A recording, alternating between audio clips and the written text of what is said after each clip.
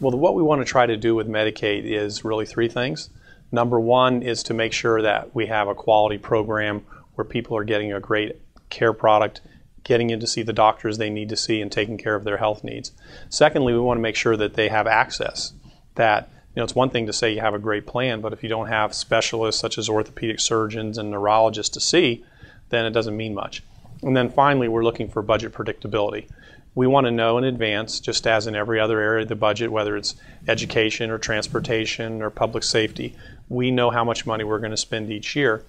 In the Medicaid program, because of the way it's run, we're never really sure how much it's going to cost, and it always costs more than we thought. So we want to set a certain amount that we're going to spend on Medicaid and be able to plan our budgets accordingly. We started this process with a blank sheet of paper and said, our Medicaid system's broken. Everyone agreed that changes needed to be made. And rather than us up here in Tallahassee sitting down to write the bill, we went out to meet with the people. The visions I'm most proud of is that when someone enrolls in Medicaid, within 30 days they'll have an appointment scheduled with a doctor. They'll have a medical home. They'll know where to turn when there's a problem.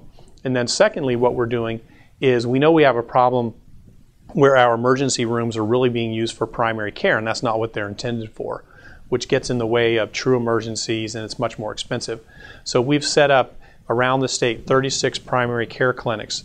Most of them are very close to the hospitals, where people can go for primary care or for things that aren't emergency enough in nature to go to the emergency room. What it means is that we've made a commitment to make sure that our vulnerable citizens are taken care of in the best way possible.